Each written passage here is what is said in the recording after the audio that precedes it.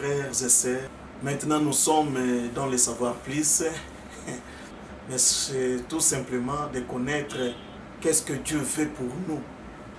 Parce que nous lisons la Bible, mais parfois nous ne comprenons pas la Bible. Car la Bible nous dit Dieu est l'Esprit. Quand nous lisons, qu'est-ce que nous devons recevoir comme la parole de Dieu? Parce que Dieu est Esprit. Si nous regardons des Corinthiens 3 et 6, la Bible nous dit la lettre tue, mais l'Esprit vivifie. Peut-être nous pouvons lire la Bible. Nous comprenons la Bible, mais pas comme Dieu. Parce que Dieu a déjà parlé avec son langage que l'homme ne peut pas comprendre. Si vous regardez 2 Corinthiens 11, 4, donc vous allez comprendre, si on prêche un autre Jésus, les gens le supportent. Parce que les gens supportent un autre Jésus-Christ. C'est 2 Corinthiens 11, 4. Mais le véritable Dieu, le véritable Jésus-Christ, les gens ne comprennent pas son langage. Si nous regardons Ésaïe 55, 8, Dieu dit, mes pensées ne sont pas vos pensées. Vous pouvez continuer. C'est pourquoi il y a l'obscurité dans le monde. Les gens ne comprennent plus. C'est pourquoi Savoir Plus est là pour donner la lumière aux enfants de Dieu. Nous ne pouvons pas laisser. La vérité est toujours étouffée. Le mensonge est libre. Il est en train de sillonner par-ci, par-là. Mais la vérité, c'est Dieu lui-même. Mais nous pouvons dire la vérité. Parce que les enfants de Dieu, on les a liés. On les a liés. Les enfants de Dieu ne comprennent plus comment s'en sortir. Mais aujourd'hui, Savoir Plus est là pour vous donner la lumière. Ne me regarde pas, mais regarde seulement la pensée de Dieu. Mais ne regarde pas moi, mais regarde seulement la pensée de Dieu. Amen. C'est pourquoi aujourd'hui, nous allons parler à propos de la pauvreté. La pauvreté selon le monde, c'est une personne incapable de faire quelque chose, de se vêtir, d'acheter quelque chose. Il dépend d'une personne. C'est-à-dire, quand il part pour demander quelque chose, on peut lui donner ou ne pas lui donner.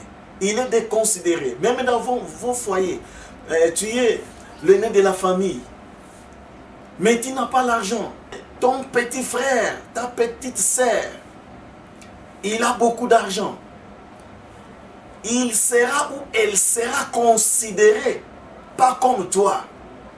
Toi, tu seras en bas. C'est lui qui sera au-dessus de tout le monde. Parce que tu es déconsidéré. Parce que tu n'as pas l'argent. Le monde de l'intérêt, ce monde ici, c'est le monde de l'intérêt. Donc si tu n'as rien, tu n'es pas considéré.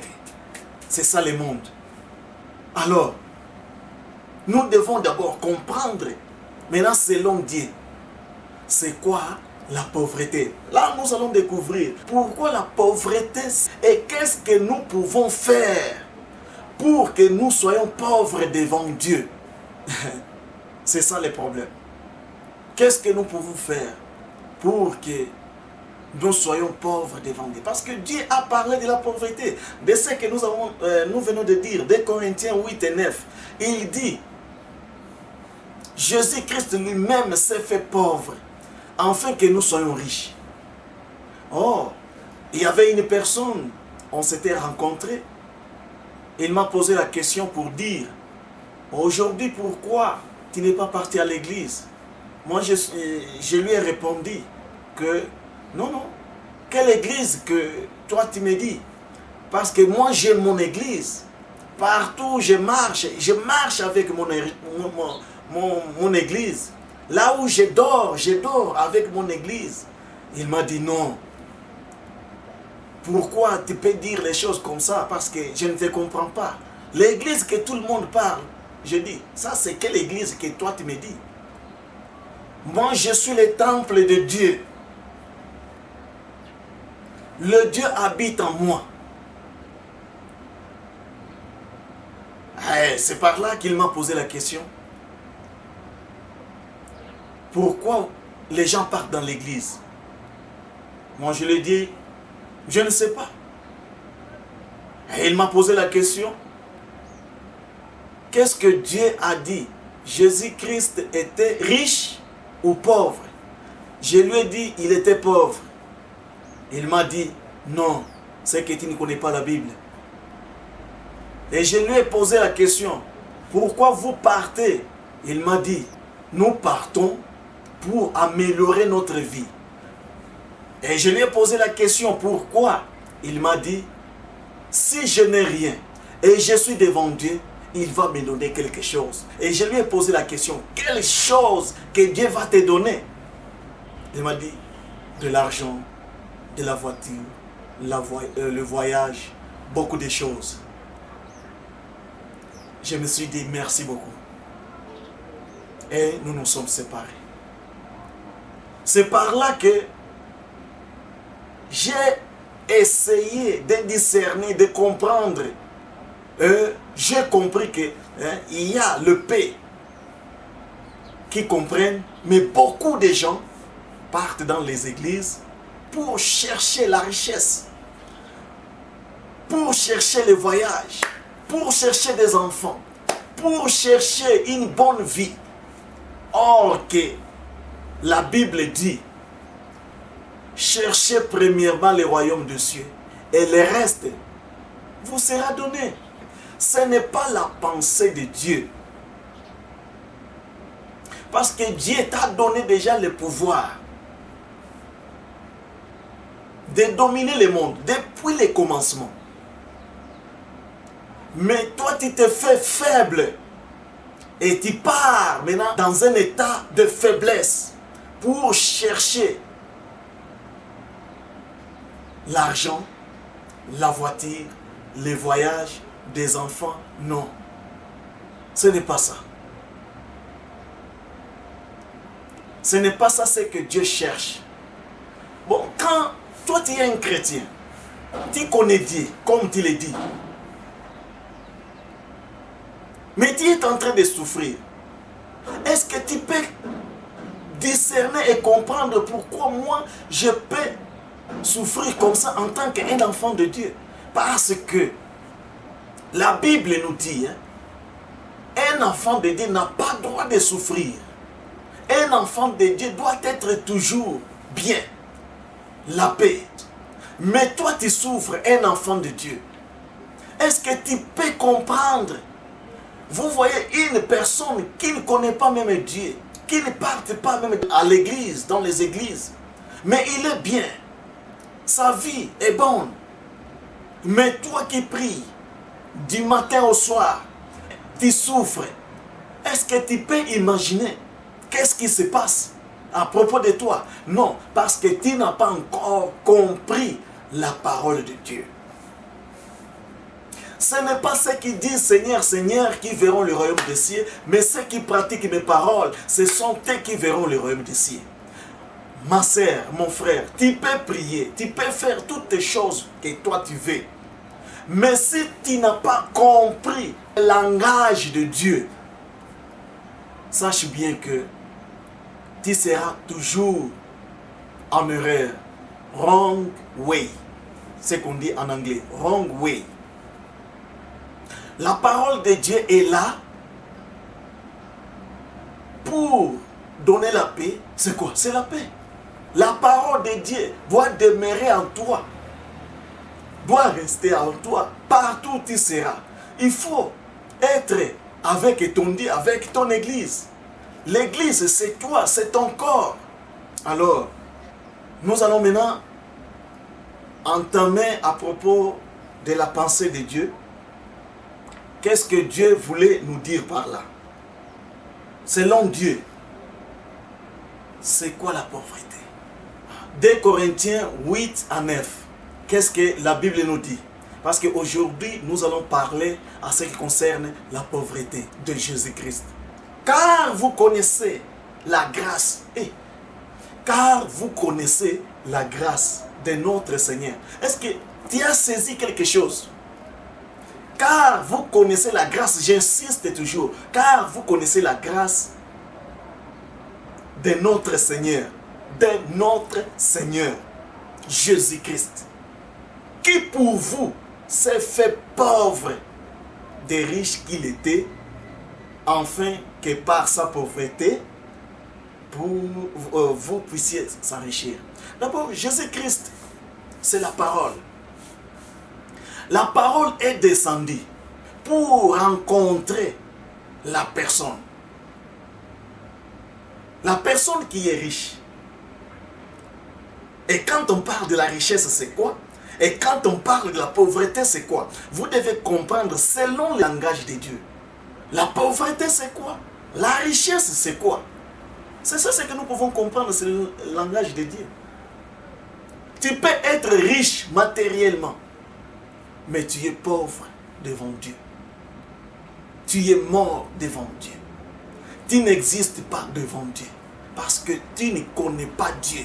Tu n'es pas en Dieu. Mais écoutez, toutes personnes qui connaissent la grâce de Dieu, Dieu est avec eux. J'insiste toujours, car vous connaissez la grâce. Parce que je connais déjà cette grâce que Dieu m'a donnée pour connaître cette parole-là. Pour mettre en soumission de la parole de Dieu. Pour mettre en pratique de la parole de Dieu. Et je vais vous nommer l'exemple, je pense que vous pouvez lire Matthieu 19, 16 à 24. Je pense qu'il y avait une personne, donc vous pouvez bien lire pour comprendre. Vous allez comprendre mieux l'histoire d'un garçon riche. Il a bien grandi. Maintenant, les riches là haït l'opportunité. Je ne peux pas dire la grâce, haït l'opportunité de rencontrer Jésus. Et quand je parle de Jésus, c'est la parole. De rencontrer Jésus. Il a dit, Jésus, moi je fais ceci, je fais cela, je fais cela, je fais cela. Et Jésus l'a dit, prends toutes tes choses, prends tous tes biens, prends tous tes biens et donnez aux pauvres. Et le jeune riche là, quand il a entendu, il s'est retourné et il est parti. Et Jésus-Christ a dit, il est difficile qu'un riche entre dans les trous d'une aiguille, qu'un chameau. Donc, ça veut dire, il est difficile qu'un riche puisse entrer dans les royaumes des cieux. Alors, vous voyez, nous qui cherchons la richesse, mais regarde ce que Jésus dit à un homme riche. Il avait tout, qu'il est difficile qu'un riche puisse entrer dans les royaumes des cieux. Mais toi, tu cherches la richesse. Nous ne pouvons pas mélanger la parole de Dieu et les choses de ce monde. Séparons la parole de Dieu et les choses de ce monde. Parce que Dieu, pour se vêtir, il faut travailler, il faut chercher. Parce que la parole de Dieu nous dit que non. Celui qui ne cherche pas ne trouvera pas. La personne va manger dans son soulier. Mais les chrétiens cherchent la facilité. Nous rêvons. La parole de Dieu nous dit allez chercher. Va souffrir. Parce qu'il connaît que nous sommes dans le monde. Dans le monde, pour avoir quelque chose, il faut souffrir.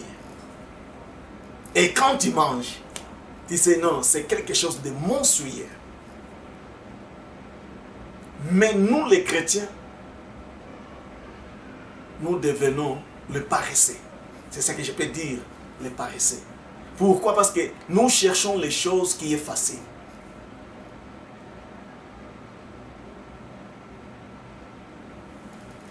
Alors, maintenant, c'est quoi la pauvreté? Nous devons être pauvres en esprit. C'est-à-dire, toi, la personne, tu n'as rien de quelque chose dans ta tête. Être pauvre en esprit. Quand tu étais enfant, tu partais à l'école. Tu as appris quelque chose à ton professeur.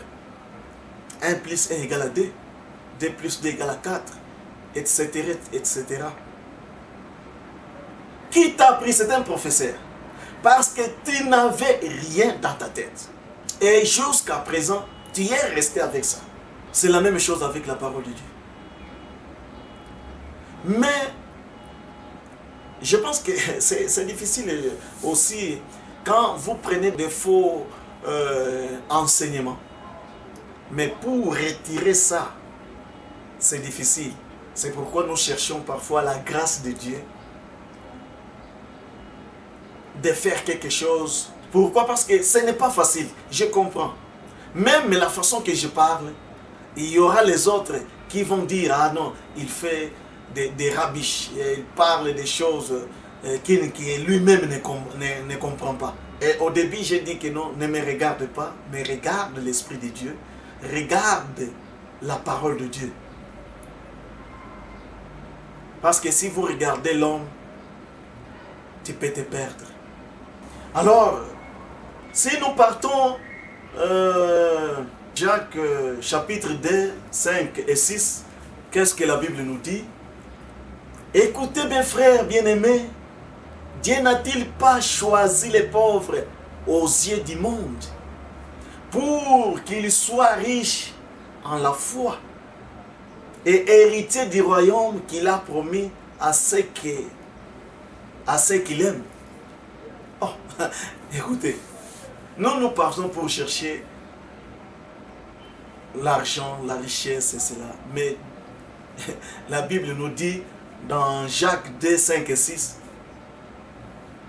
écoutez mes frères et sœurs, ce n'est pas vrai que Dieu a choisi les pauvres devant le monde. Donc il a choisi seulement les pauvres, mais pas des riches. Parce que si tu es riche, selon Dieu, Dieu est loin de toi. Notre sujet d'aujourd'hui, c'est la pauvreté, selon Dieu. La pauvreté, selon Dieu. La richesse, c'est la connaissance de l'homme lui-même. C'est-à-dire, la parole ne peut pas venir te corriger. Comme je vous donner l'exemple de Matthieu 19, 16 jusqu'à 24, qu'un riche là, quand la parole l'a adressé sur lui, et il a laissé la parole, il est parti, il a regardé sa richesse. Richesse, c'est quoi? La connaissance. C'est que toi tu as. Tu peux lire la Bible, tu connais bien la Bible. Tu fais un vrai débat. Tu connais très bien. Mais ce n'est pas la pensée de Dieu. Ce n'est pas la pensée de Dieu. Pourquoi? Parce que tu n'es pas en Dieu. Tu lis chaque jour la Bible. Tu connais les règlements ou les principes de Dieu. Mais en réalité, tu ne mets pas même pas ça en pratique. Très orgueilleux. Pas de soumission. Tu te fais que c'est toi maintenant qui es Dieu. Tu te fais que non, moi, à part, donc, il n'y a pas une autre personne qui peut être comme moi. Mais Dieu n'était pas comme ça. Jésus-Christ s'est fait pauvre. Il s'est humilié. La Bible nous dit, Jésus est le chemin et la vie. Nous devons le suivre. Maintenant, comme toi tu connais la parole, qu'est-ce que tu peux faire? Il faut suivre Jésus-Christ parce que c'est la parole. Il marche, il faut marcher dans la parole, c'est-à-dire en Jésus-Christ. C'est ça notre problème. La richesse, c'est la connaissance charnelle que toi tu as. Maintenant, qu'est-ce que Dieu cherche? Il cherche de nettoyer toute pensée charnelle et prendre sa pensée spirituelle, de mettre dans nos têtes et marcher selon lui, selon ses pensées. Aujourd'hui, je suis focalisé sur la pauvreté. Si nous regardons dans les Proverbes 28, 11, qu'est-ce que la Bible nous dit? L'homme riche se croit sage. Donc quand tu es riche, donc ça veut dire, toi, tu sens que non, toi tu es riche. Parce que j'ai la connaissance. Moi j'aime les débats. Moi aussi, il faut prouver mon toi que toi tu ne connais absolument rien. Moi ceci, moi cela. Oui, c'est bien. Pour la gloire de Dieu. Mais en principe, toi tu es avec Dieu. En principe, tu connais Dieu. En principe. Non, il ne faut pas être tiède. Il faut être chaud ou froid. Parfois tu te montres que je suis avec Dieu. Parfois tu dis que non, moi je connais plus que les autres. Mais en réalité, devant l'Éternel, tu es tiède. Mais qu'est-ce qu'il faut pour que Dieu puisse être avec toi? Enlevons cette richesse-là. Les pensées humaines. Donc un pauvre intelligent sonde un riche. Mais comment sonder? Toi tu es riche et les pauvres. Comment un pauvre peut sonder? Donc ça veut dire, un pauvre, quand un riche parle selon de ça, il parle de sa manière, pas la manière de Dieu. Mais un pauvre a la connaissance de la parole.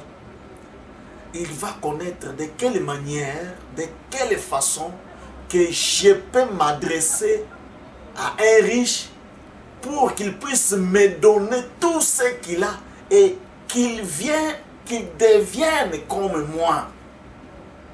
Donc, un riche doit aussi donner toutes ses richesses aux pauvres pour qu'il soit aussi pauvre. C'est-à-dire, sa richesse-là, sa connaissance charnelle doit disparaître en lui, afin qu'il puisse me rejoindre, moi pauvre. Dans Matthieu 5, 3, comme conclusion, qu'est-ce qu'il nous dit? Matthieu 5, 3, errez les pauvres en esprit, car le royaume des cieux est à eux. Un pauvre en esprit cherche toujours la grandeur de Dieu. Un pauvre doit toujours chercher la grandeur de Dieu. Errer les pauvres en esprit. Donc nous devons être pauvres en esprit. Car le royaume des cieux est à eux. Donc nous devons être pauvres en esprit, car le royaume des cieux est à nous, les pauvres. Et quand on parle le royaume, il y a beaucoup de gens qui ne comprennent pas. Même les chanteurs, la façon qu'ils composent leurs chansons, oh le royaume, et lola lola. Non, Jésus-Christ lui-même dit, le royaume ne viendrait pas comme vous vous entendez, comme vous vous voyez. Le royaume des cieux est au milieu de vous. C'est quoi? C'est la parole de Dieu. Le royaume des cieux, c'est la parole de Dieu. Nous devons marcher, avant même que ce corps puisse mourir, nous devons marcher dans le royaume. Tel que je suis vivant, nous devons marcher dans le royaume. Nous devons être pauvres devant Dieu pour se soumettre de sa parole. Qu'est-ce que nous pouvons faire pour que nous soyons pauvres devant Dieu? Soyons humbles devant Dieu. Nous devons être humbles devant Dieu. marcher dans le principe de Dieu, marcher dans le règlement de Dieu. C'est ça ce qui est important. Si tu as la connaissance de la parole de Dieu, c'est une bonne chose, mais il faut les mettre en pratique. Donc, c'est-à-dire il faut les pratiquer. Celui qui ne pratique pas la parole de Dieu, mais il a la connaissance de la parole de Dieu, c'est une personne morte. Mais si tu les pratiques, sache bien que tu étais mort et tu es ressuscité avec Jésus-Christ. Parce que tu marches déjà dans la parole. Et abolir la connaissance charnelle en toi et prendre la connaissance de la parole inspirée de Dieu. C'est-à-dire détruire toute connaissance que toi tu as. Depuis qu'on t'avait donné quand tu étais enfant. Mais parfois tu ne comprenais pas cette parole. Je sais, je ne vais pas citer toutes ces choses-là, mais vous connaissez. Tu peux prendre le pain, tu manges, oh c'est le corps de Jésus-Christ. Est-ce que c'est ça qui va te sauver? Tu peux prendre le vin, oh c'est le sang. Est-ce que c'est ça qui peut te sauver? Est-ce que Dieu va te bénir? Mais ce que je voulais dire, enlevons la connaissance charnelle, mais prenons la connaissance de la parole inspirée de Dieu. Ça, c'est le savoir plus. On voulait un peu partager pour connaître comment nous pouvons marcher dans la parole. La parole vraie, mais pas la parole des mensonges. Il y a des troubles dans le monde. Trop de mensonges dans le monde. Les gens aiment les choses miraculeuses. Dieu ne peut pas venir comme ça. Peut-être toi tu regardes devant, mais il est derrière toi. Tu regardes à droite, mais il est à gauche. Mais il faut dire attention. Le partage que je viens de vous faire puisse aider chacun de nous. Ça va vous donner quelque chose de bon. Et vous aurez aussi la paix et la joie.